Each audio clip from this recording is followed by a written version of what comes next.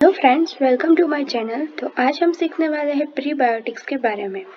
तो अगर सिंपली देखें तो जो प्रीबायोटिक्स है वो प्रोबायोटिक्स का एक अल्टरनेटिव ही है। यानी कि जब प्रीबायोटिक्स का यूज हो तब प्रोबायोटिक्स का यूज भी हो सकता है। दोनों का सिमिलर फंडामेंटल्स है। तो आगे हम उसी के बारे में देखने वाले हैं। तो कुछ जो नॉन डाइजेस्टिबल फूड इंग्रेडिएंट्स होते हैं, यानी कि यहाँ पे आपको नॉन डाइजेस्टिबल फूड इंग्रेडिएंट्स को समझना है प्रीबायोटिक्स। तो क्या करेगा, उसमें से वो होस्ट को अफेक्ट करेगा। कैसे अफेक्ट करेगा? होस्ट यानी कि जो उसे लेने वाला हो, उसे जो प्रीबायोटिक्स को कंसेप्ट करने वाले हो, वो उसको किस तरह से अफेक्ट करेगा? By stimulating the growth of bacteria. वो बैक्टीरिया के ग्रोथ को स्टिमुलेट करेंगे। कौन से बैक्टीरिया? गट माइक्रोब्स। जो हमारे गट के अंदर कुछ माइक्रोब्स होते हैं, कुछ बैक्टीरिया होते हैं। हमने पिछले वीडियो प्रोबायोटिक्स के अंदर ये देखा था। अगर आपने नहीं देखा हो तो आप यहाँ से प्रोबायोटिक्स का वीडियो देख ले। तो जो गुड बैक्टीरिया होते हैं हमारे गट के अंदर, उसको ये स्टिमुलेट करता है, उसका ग्रोथ बढ़ाता है। तो गुड बैक्टीरिया का ग्रोथ बढ़ने से क्या होगा? होस्ट की हेल्थ इंप्रूव होगी। यानी कि अल्टीमेटली जो प्रोबायोटिक का काम है उसको स्टिमुलेट करेगा। कौन स्टिमुलेट करेगा? प्रीबायोटिक्स। उसको ज्यादा प्रेरित जो गुड बैक्टीरिया होता है कोलन में। तो ये देख लिया, तो ये पूरी डेफिनेशन हो गई प्रीबायोटिक्स की। अब देखते हैं प्रॉपर्टीज क्या क्या होती है प्रीबायोटिक्स की। तो जो प्रीबायोटिक्स है वो क्या होनी चाहिए?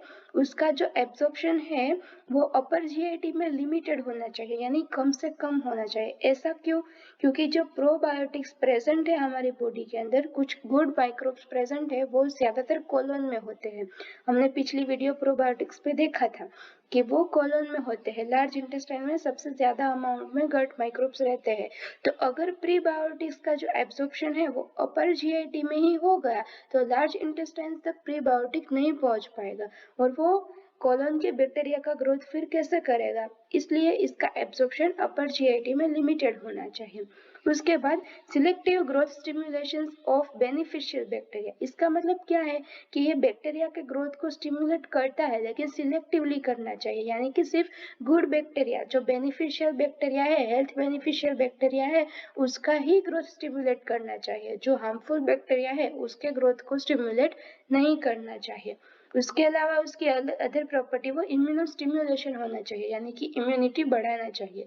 Stimulation of beneficial flora.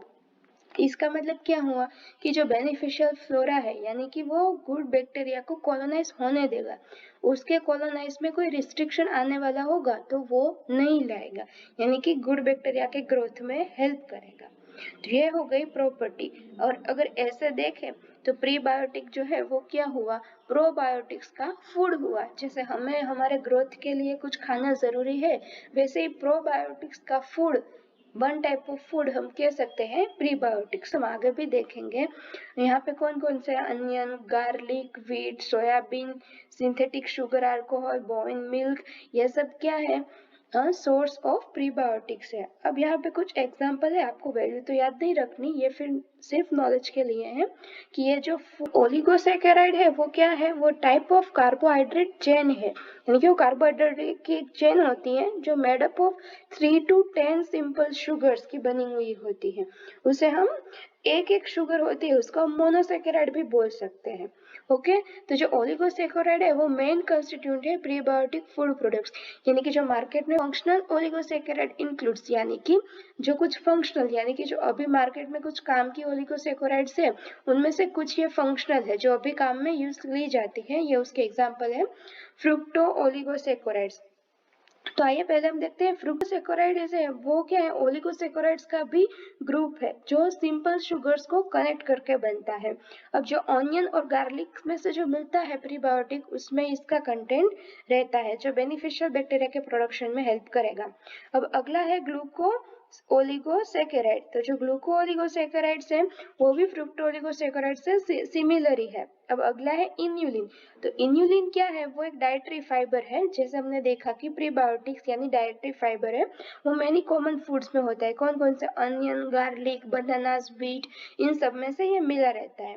अब इसका एक और भी पार्ट है। इन्यूलिन क्या करता है? वेट मैनेजमेंट में हेल्प करता है। उसके अलावा कैल्शियम के एब्जॉर्प्शन में को बढ़ाएगा, यानी कि किसकी? बॉन्ड हेल्थ को इम्प्रूव करेगा, बोन्स को मजबूत बनाएगा। अब नेक्स्ट क्या है, सोयाबीनल ओलिगोसेकोराइड यानी कि SMO। तो सोयाबीनल ओलिगोसेकोराइड किस प्रीबायोटिक फूड में से मिलता है, तो वो मिलता है सोया मिल्क, सोया ऑयल और दही में से मिलता है और आइसक्रीम में से मिलता है। ये बिफिडोबैक्टीरिया की हेल्थ को, ग्रोथ को प्रमोट करता है। बिफिडोबैक्टीरिया यानी कि one type of probiotics. Other है वो क्या है, गैलेक्टो ओलिगोसेकोराइड्स। तो जो गैलेक्टो ओलिगोसेकोराइड्स है वो जनरली हम देखें GOS उसका शॉर्ट फॉर्म है, तो वो देखें तो ब्रेस्ट मिल्क में प्रेजेंट होता है। लेकिन अभी जो कुछ बेबी प्रोडक्ट्स मिलती है, baby milks, baby fruit drinks या कुछ डेयरी प्रोडक्ट्स, बेबी के खाने के फूड पैकेट्स, उनके अंदर गैलेक्टो ओलिगोसेकोराइड्स आया हुआ होता है। वो क्या करता है कि GIT के अंदर गुड बैक्टीरिया की हेल्थ को ग्रोथ करता है, जिससे क्या होता है कि जो बैड बैक्टीरिया यानी कि जो अनफ्रेंडली बैक्टीरिया होता है उसके ग्रोथ को इनहिबिट करेगा। तो उससे क्या रहेगा कि बेबी की हेल्थ इंप्रूव रहेगी, उसको कुछ इन्फेक्शन, डायरिया ऐसा कुछ नहीं होगा। अब एप्लीकेशंस तो देख ली, तो आगे देखते हैं कि प्रीबायोटिक वर्क कैसे करता है। तो आइए मैकेनिज्म देखें। जब गट माइक्रोब्स है वो कंजर्व करते हैं प्रीबायोटिक्स, यानी कि जो फूड में से प्रीबायोटिक लिया गया वो जब अंदर गट माइक्रोब्स तक पहुंचेगा और प्रोबायोटिक्स इसे कंजर्व करेगा, फिर वो क्या बनाएगा, इसका मेटाबोलाइज प्रोडक्ट बनाएगा। तो वो उसके रूप में क्या बनाएगा, शॉर्ट चेन फैटी एसिड बनाएगा। इसके कुछ एग्जाम्पल है, कुछ एसीटेट, ब्यूटाइरेट, ऐसे ही शॉर्ट चेन फैटी एसिड बनेंगे। तो शॉर्ट चेन फैटी एसिड क्या करेगा, गट लाइन को नरिश करेगा यानी कि उसकी जो गट लाइन है उसके सेल्स को स्मूथ बनाएगा, पॉलिश करेगा, उसको जो रफ सेल है उसको निकालेगा। तो उससे क्या होगा कि जो कैंसर है, GIT का कैंसर, उसका रिस्क जो है वो रिड्यूस हो जाएगा। और दूसरा कौन सा है कि उससे, उसकी वजह से कैल्शियम एब्जॉर्प्शन इंक्रीज होगा, गट में से कैल्शियम एब्जॉर्प्शन का इंक्रीज हो जाएगा। तो क्या उसके अदर भी यूज है, ऐसे शेल को नरिश करेगा शॉर्ट चेन फैटी एसिड, तो उससे क्या होगा कि कॉन्स्टिपेशन और डायरिया जैसी GIT प्रॉब्लम में से हमें राहत मिलेगी। और other short chain fatty acid के यूज देखें तो क्या है कि वो ब्लड स्ट्रीम में एंटर करेगा, short chain fatty acid blood stream में एंटर करके वो अदर ऑर्गन्स तक पहुंचेगा, यानी कि हमारे बॉडी के अंदर जो अदर ऑर्गन्स रहते हैं उसके तक पहुंचेगा। उसके साथ वो कम्युनिकेशन करेगा ब्रेन के साथ ब्लड स्ट्रीम के थ्रू। तो उससे क्या रहेगा, इन्फेक्शन और इम्यून हेल्थ दोनों इंप्रूव होगी, उसमें हेल्प रहेगी। अब देखते हैं फाइबर कंटेनिंग फूड लेके तो प्रीबायोटिक फाइबर ज्यादा बनेंगे, वो ज्यादा बनेंगे तो GIT में शॉर्ट चेन फैटी एसिड का प्रोडक्शन इंक्रीज होगा। जैसे ही वो प्रोडक्शन इंक्रीज हुआ वो हमारी हेल्थ के लिए बेनिफिशियल रहेगा। अब जो प्रीबायोटिक एंड प्रोबायोटिक सप्लीमेंट्स है वो जनरली हॉस्पिटल ट्रीटमेंट पेशेंट्स को अभी नहीं दिए जाते, यानी कि वो क्लिनिकल स्टडी नहीं किए जाते। क्यों ऐसा होता है, क्योंकि हेल्थ बेनिफिट्स जो है प्रीबायोटिक और प्रोबायोटिक के वो कंक्लूसिवली प्रूवन नहीं है, यानी कि ऐसा कोई क्लेम है ही नहीं कि वो 100% बेनिफिशियल है। तो अगर उसकी टेस्ट हो भी गई है उसकी सेफ्टी के लिए, फिर भी उसमें कुछ ऐसा रिस्क है कि वो इन्फेक्शन प्रोड्यूस कर सकता है GIT में।